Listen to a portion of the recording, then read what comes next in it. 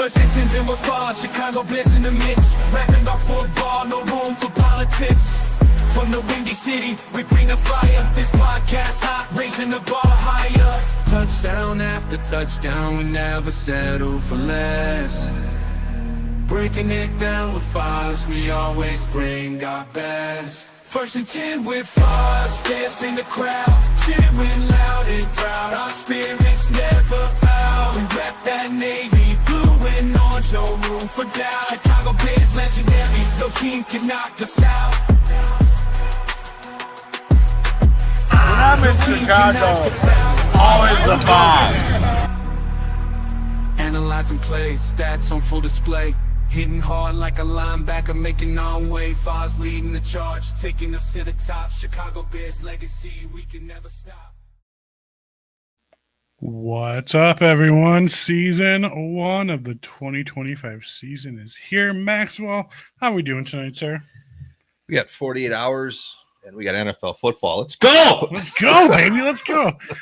I'm fantasy drafting right now, people. I am twofer in this right now. I got a whole bunch of stuff going on, but I am super excited to be back for week 1 here at the NFL. Been waiting 9 months. Talk about it all the time. This guy's got the Cubs. I got nothing for 9 months in the Bears end. So, yep. Happy football's back. Week 1, baby. Bears Monday Night Football. Let's get into it. Proudly streaming as always on Facebook's Chicago Bears Forever. Chicago Bears Fan Forever page, and as well on YouTube, and then I'm back on Twitter times or X or whatever it's called. Getting back in my Twitter game, baby. So be sure to subscribe, like, share, and as always, sponsored by my favorite place in the world outside of my couch, Bedrocks. Bedrocks Pizza, the place to be. Hard rock tunes and craft beers for thee. Crowd is roaring, the atmosphere's hot. We'll party hard, give it all we've got. This place is a sanctuary. Shout it aloud, let the music play. Bedrocks Pizza, we're here to stay. Good times and memories never before. Under the neon lights, we're all stars. All right. Along with football comes everyone's favorite football tradition, yours and mine's. Tailgating, everybody. Tailgating is back. First and 10 tailgating kicking it off week 1, starting at 11 a.m. in the city, a good old 8-hour tailgate. Never hurt nobody, said nobody ever. If you guys are coming out for the game, be sure to head out. Fat Crew will be setting up, get going around 11 a.m., and it's going to be a good time. $35 wristbands, all you can eat, all you can drink in the city. $30 to park. You cannot find a better place or a better time or a better price anywhere else, Max. So I don't think so, right? That's a good deal when I go for the 4-hour ones, a little than an 8-hour one. Yeah, I don't think anyone's complaining about that, especially not myself. After that, then in the week 2, you think the fun's going to end just because we're away? I don't think so, baby.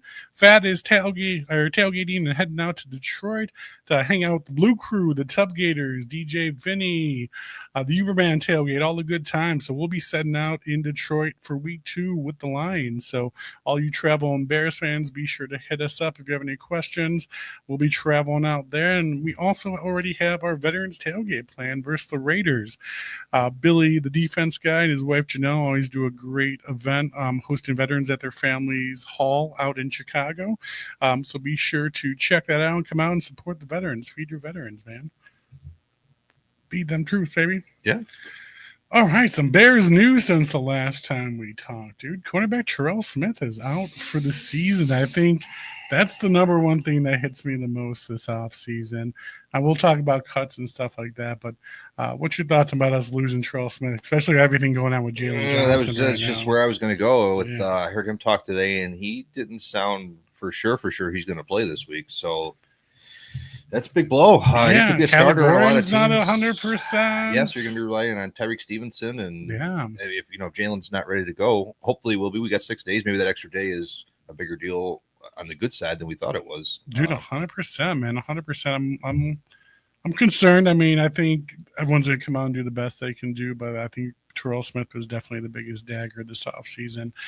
And hopefully Jalen Johnson, man's feeling up to it because we need you right down number one. We need you real bad. Yeah, Justin Jefferson's lining up on the other side over there. Yeah, yeah.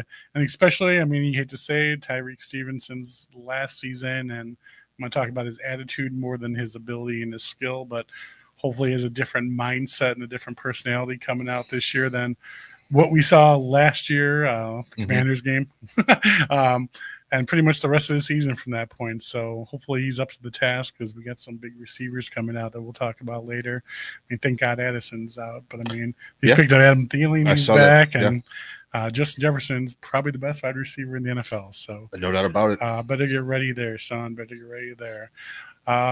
We signed our first quarterback for the first time in about almost 10 years. Since Cutler, I think. Since Cutler. Yeah. Tyson Bagent, super happy for him. Got a 2-year extension, $10 million. If Caleb goes down for a game or two, is injured, not feeling it, he's the guy you want in. He's the guy you want in. I think it shows a lot that they signed him under Ben Johnson's regime now because it means he's understanding the playbook. He can run Ben Johnson's system. Obviously, he liked a lot of what he saw at Tyson Bagent in the preseason games.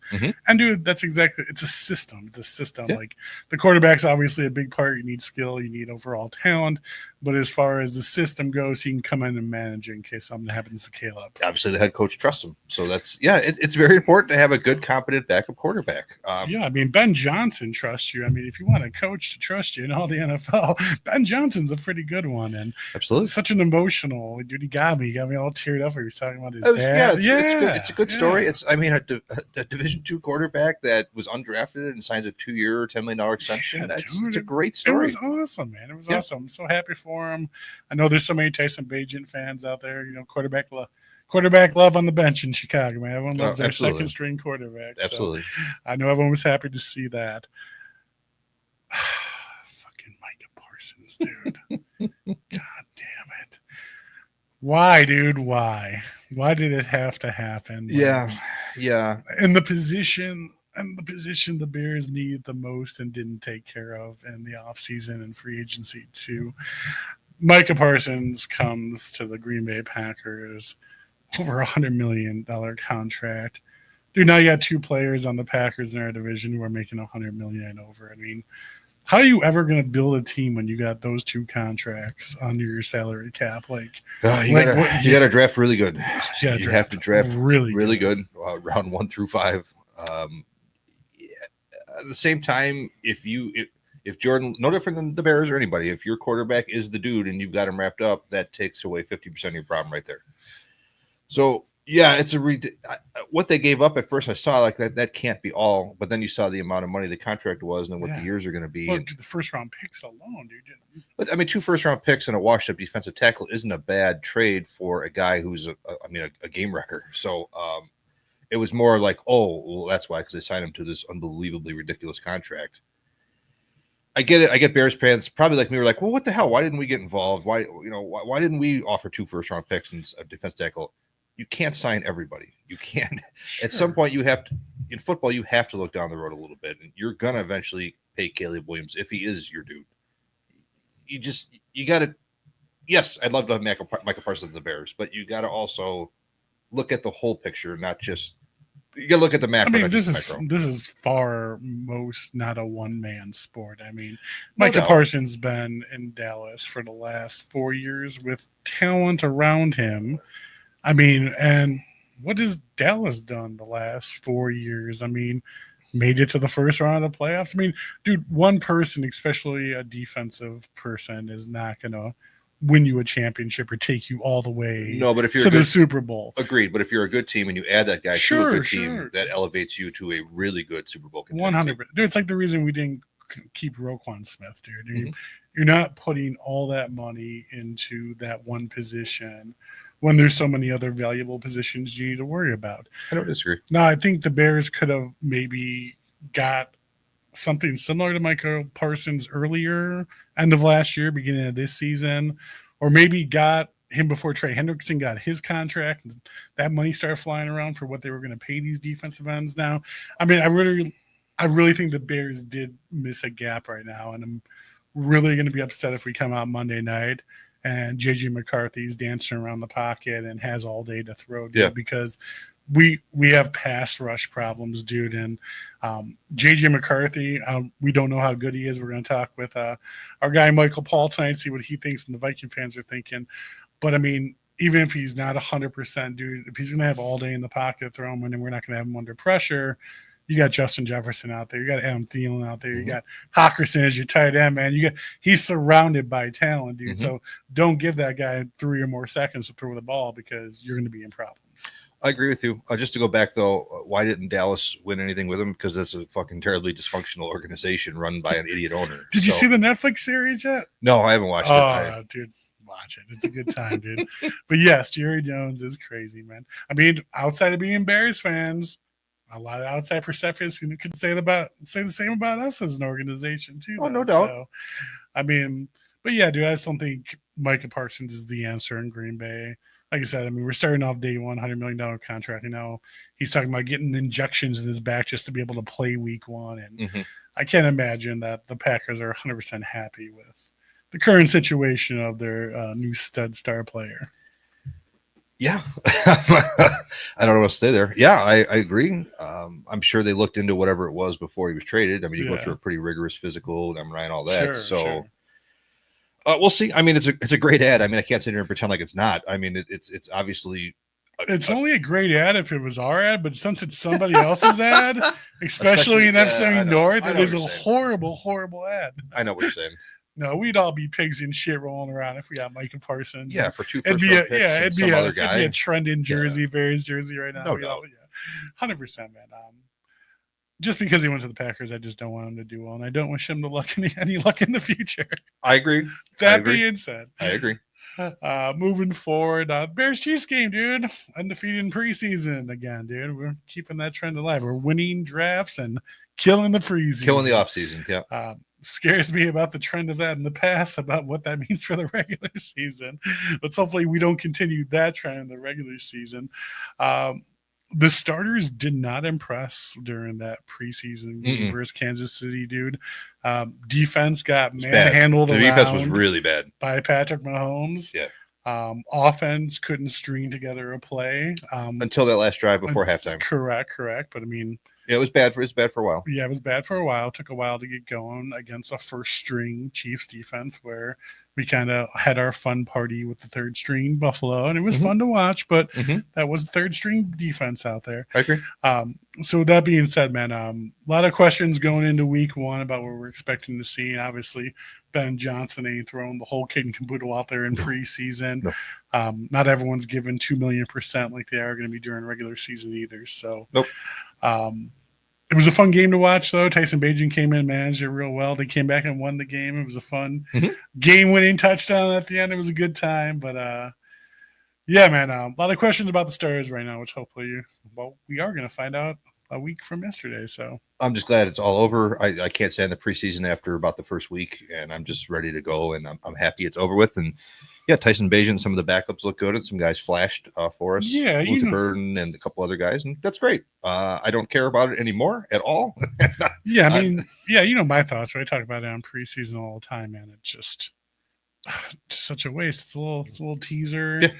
They're there, but they're not there. They're not playing, but they're on the field. They're not giving 100%. You're not just go to the 20-game season already. I mean, it's just the hell with it. 19 games, have one preseason game, and call it a goddamn thing. Just, I mean, that's where we're going. So, the cuts, dude. I mean, the cuts weren't too bad. I mean, there was a little heartfelt for Mr. Ian Wheeler. I think everyone had their little Hard Knocks love story with Ian Wheeler and the comeback and all that. I liked him too, but in Ben Johnson, we gotta trust, man. That's just it. I mean, obviously, if they if they worked with just their hearts, obviously they would keep him. But I mean, they didn't even sign him to the practice squad. He didn't get picked up by anybody else. So it just, a nice story from last year that I hope worked out this year. It just didn't, and it doesn't sound like it's going to, and that sucks. But it's football. That's football, man. Dude, Ian Wheeler is a perfect example of what I always say when we're talking about, or people are talking about Tyson Bagent and that. Like, it's a fun story. He's a likable guy. He's a good kid. But again, like, dude, this is a 32-team NFL league. Professionals have been doing this since they were babies and know what the fuck they're talking about.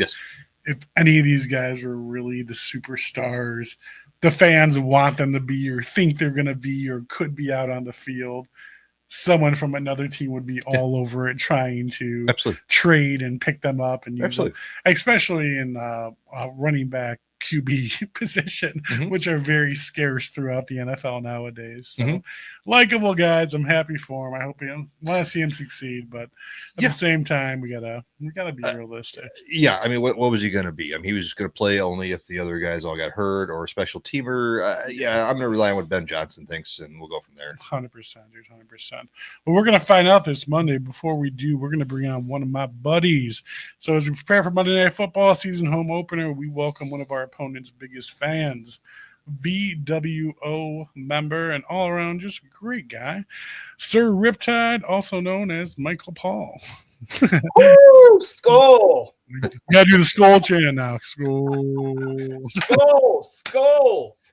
You guys like that theme, man? You guys like doing the skull things? It's overplayed. Is it kind of like you feel obligated to do it? I always wonder that with Vikings fans. You know, it's amazing when you hear it in the stadium for the first time. You're just kind of in awe. But, you know, living down here in Florida, when you go to Home Depot and somebody sees you in Vikings gear, they start going, Skull. And you're kind of like, yep, Skull, yep. Isn't Skull chewing tobacco? Yeah.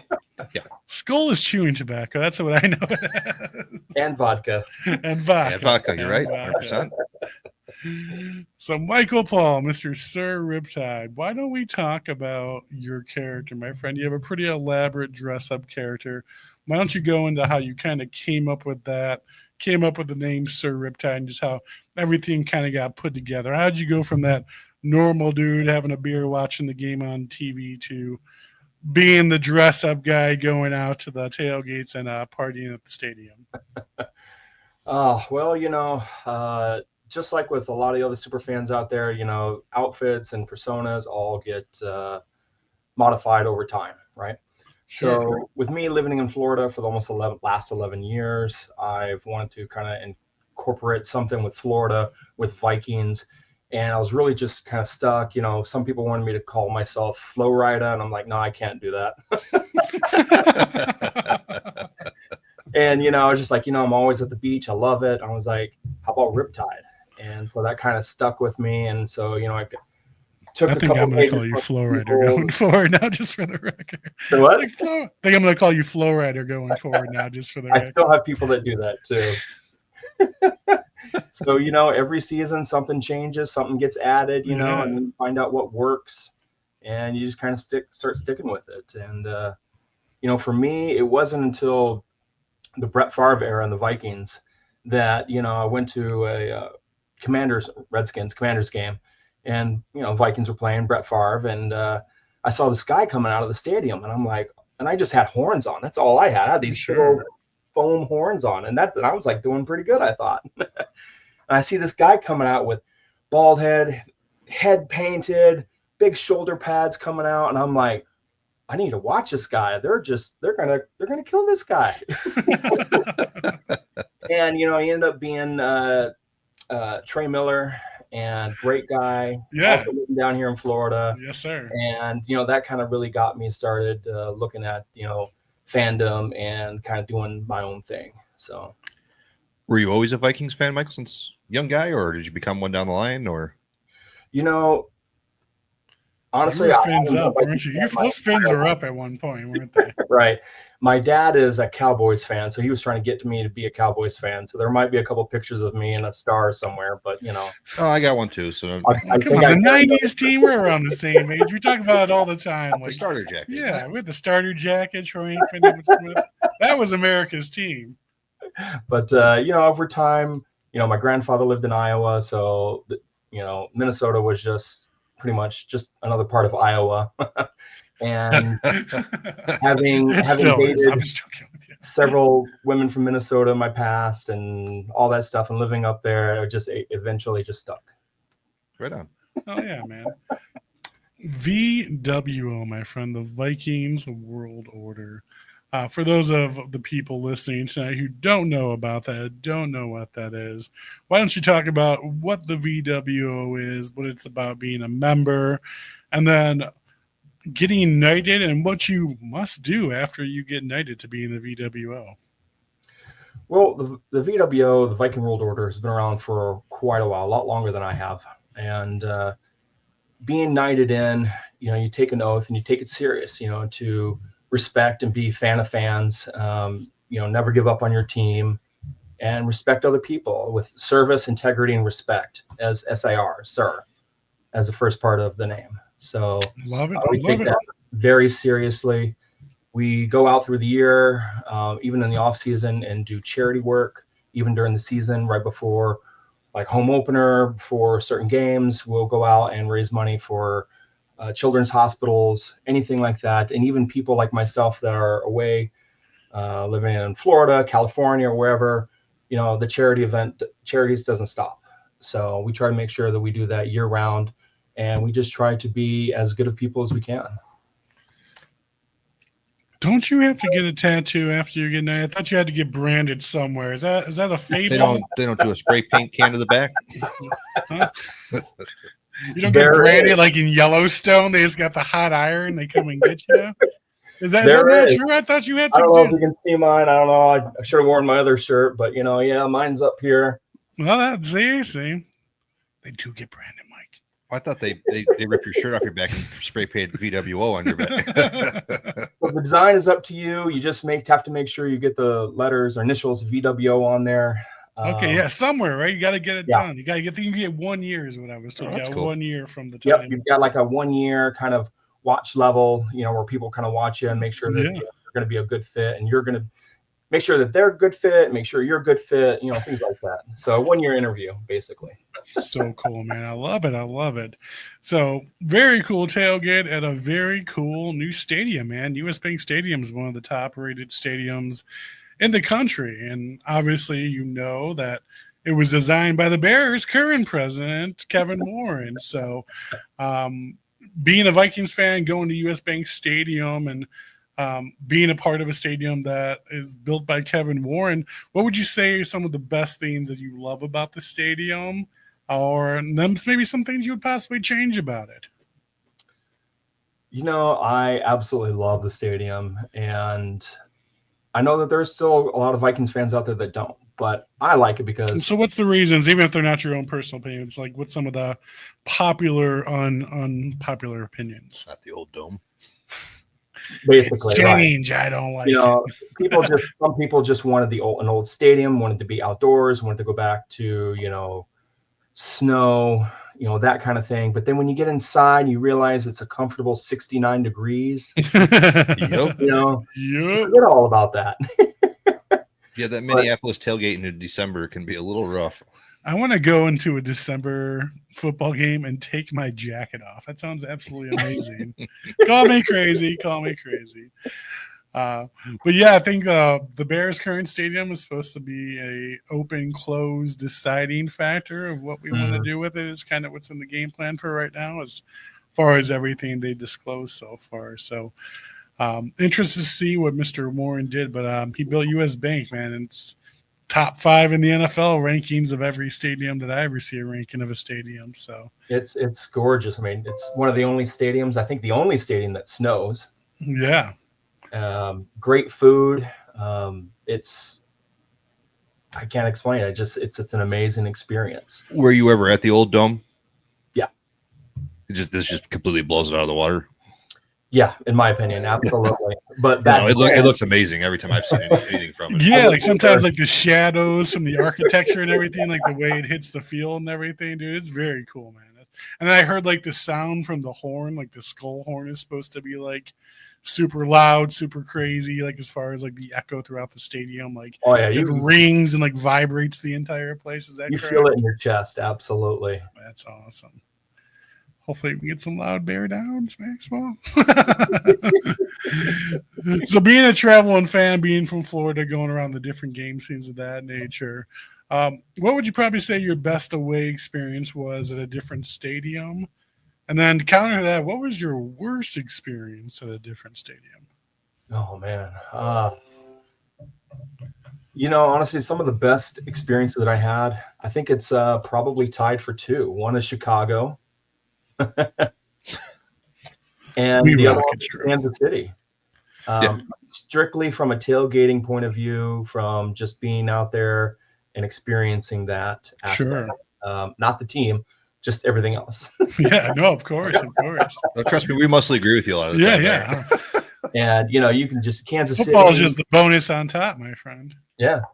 Kansas City, you could just walk around, and say hi to people. Didn't matter if I was wearing purple, and people came up, hey, come on, let's get a picture. Here, grab some barbecue, and You you mean don't the way it's supposed to be? it's supposed to be. You're right. You're Yeah, right. exactly. Unfortunately, it's not. There are a lot It is of most places except for Philadelphia, but most places it is pretty fan friendly around the NFL parts. Mhm. Exactly.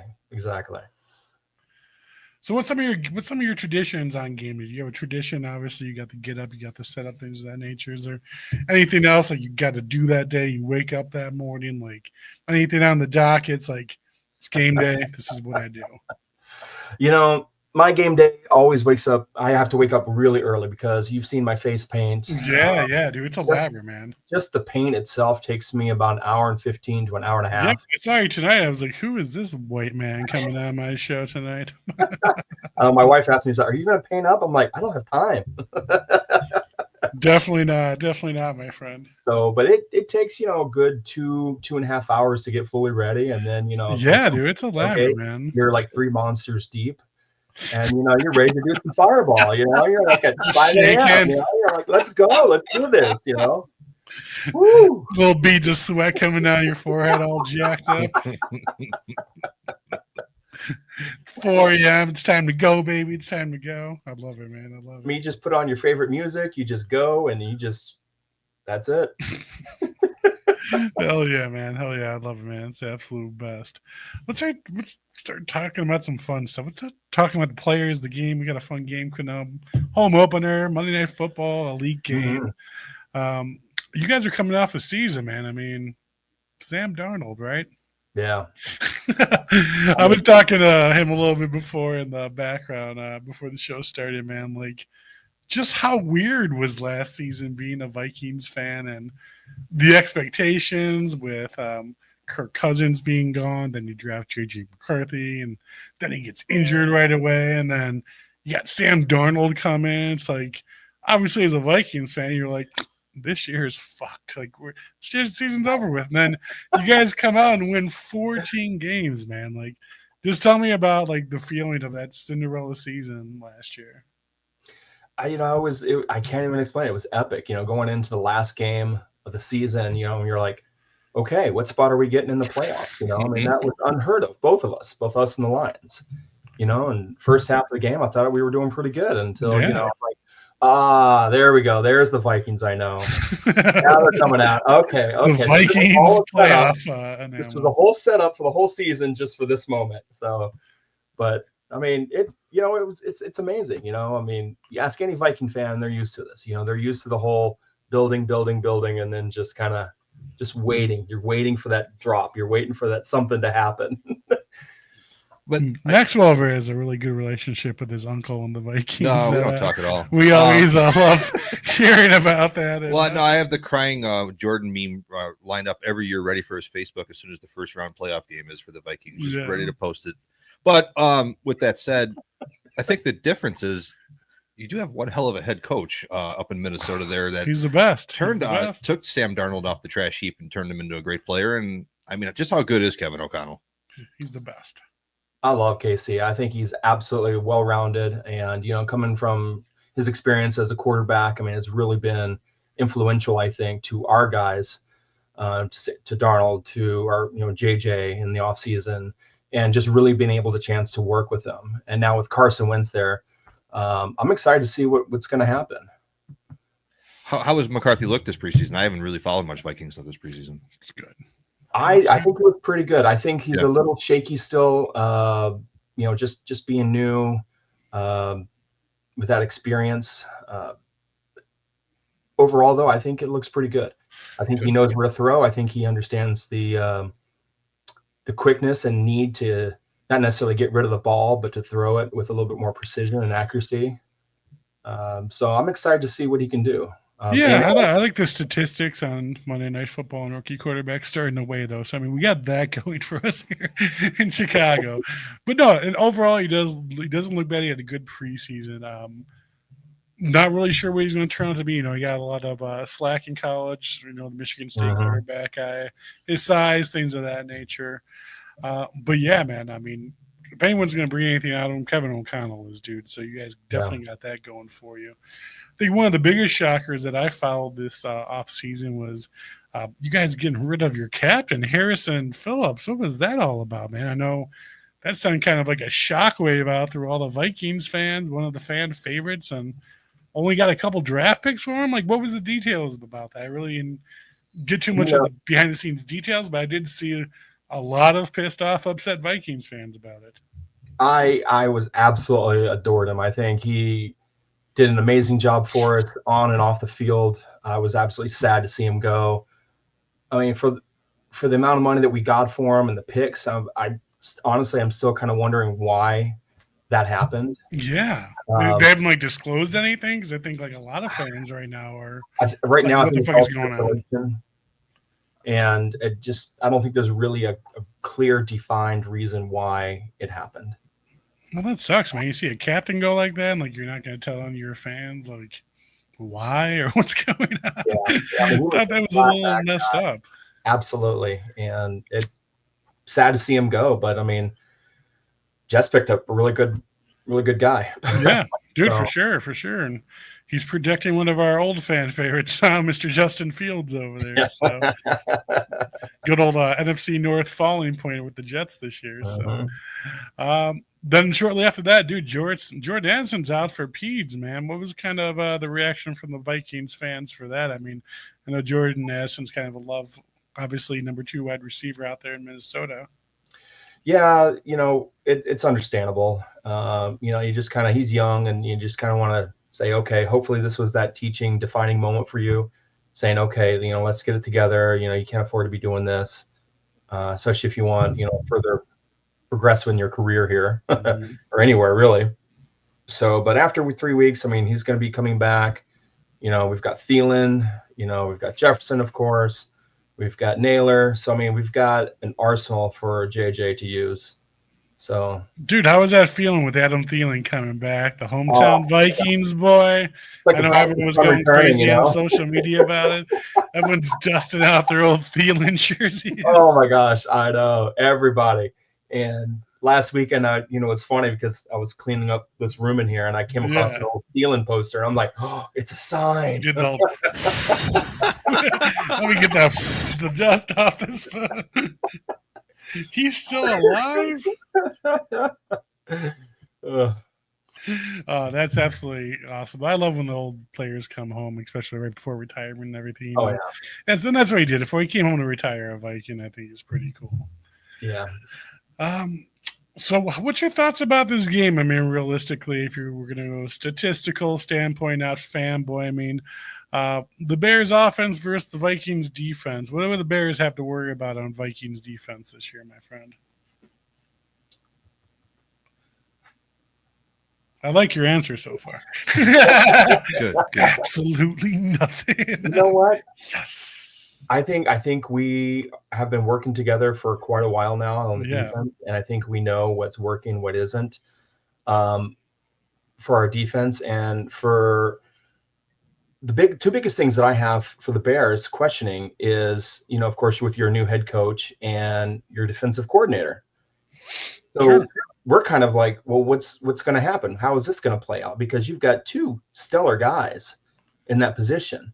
So you're like, okay, one guy just came from Detroit, play calling everything, and the other guy was head coach. So, I mean, what are we going to do? How are we going to line up with this? And I think that's kind of where the Vikings are with both defense and offense. Well, when he was a head coach, he was very heavy involved in the defense. And I think with Ben Johnson, obviously, he was the offensive coordinator. So I think that was one of the big parts they brought him on to be our defensive coordinator, is he has that head coach experience that can help with Ben Johnson, but also alleviate a lot of that defensive focus off of Ben Johnson and bring that in with being a former head coach with the Saints. So I think that's kind of where a lot of Bears fans are thinking of it from.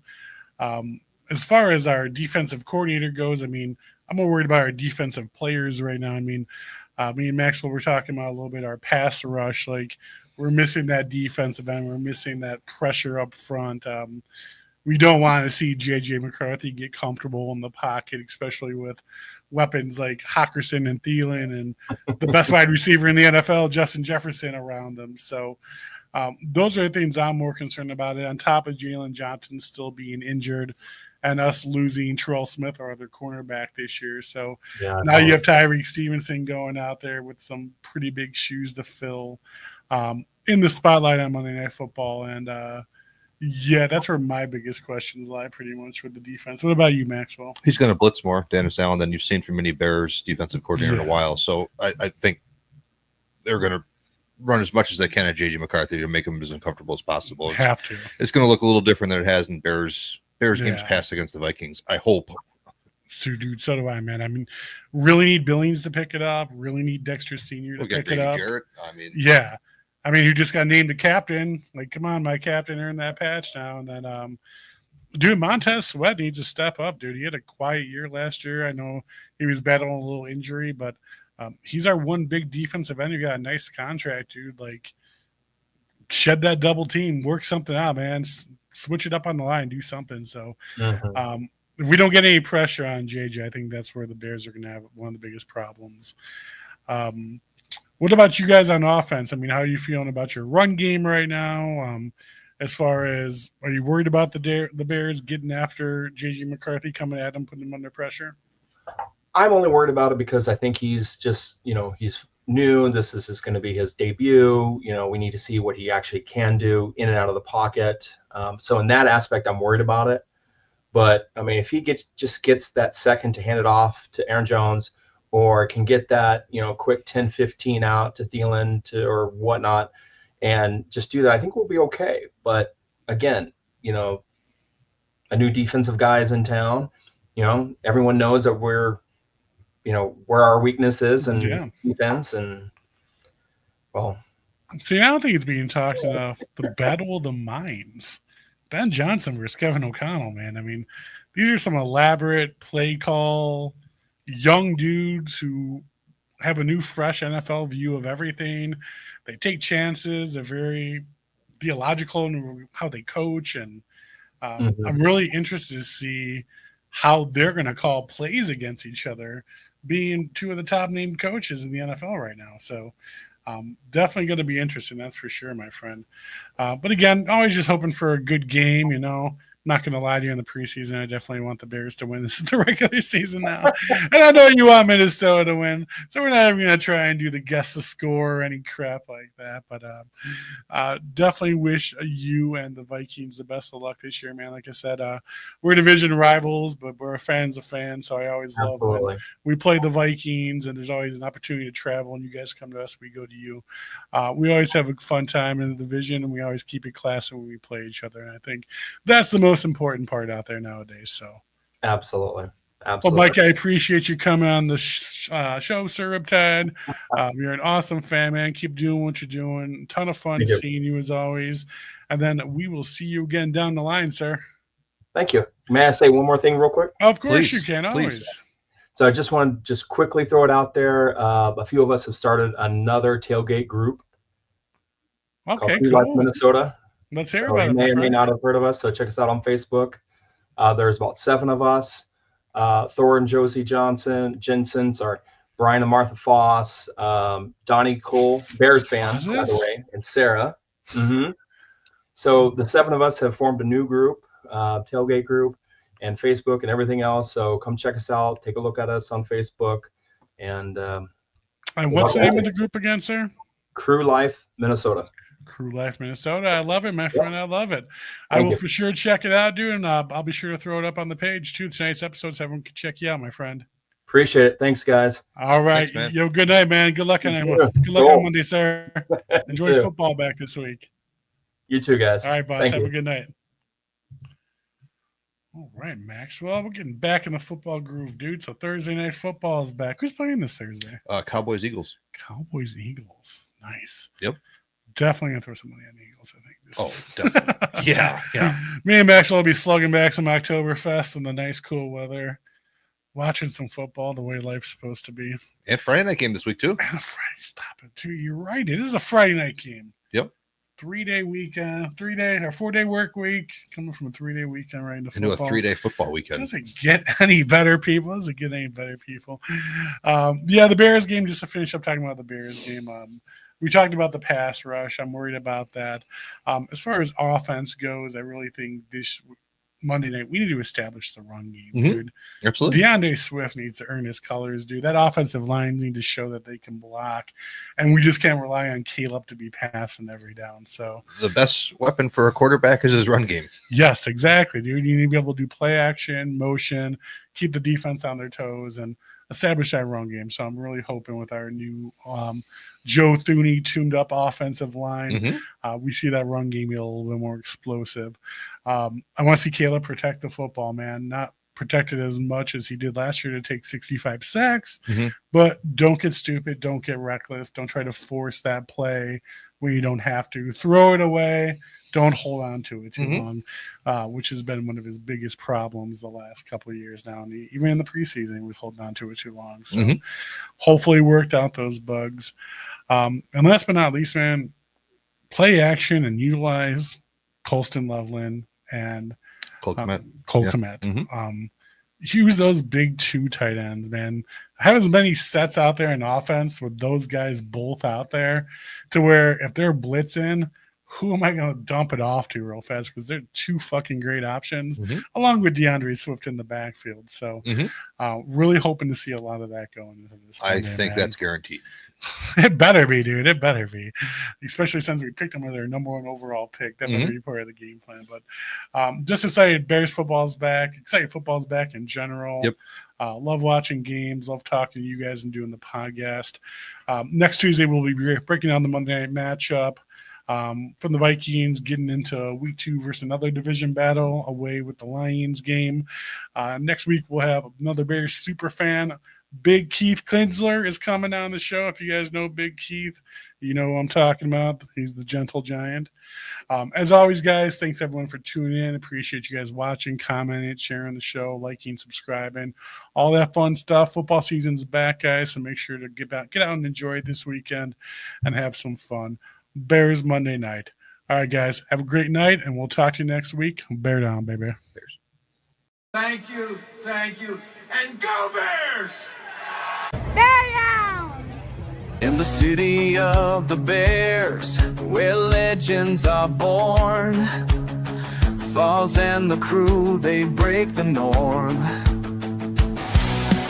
Follow the highs and the lows that we ride. First and 10's the passion, so come on, let's vibe.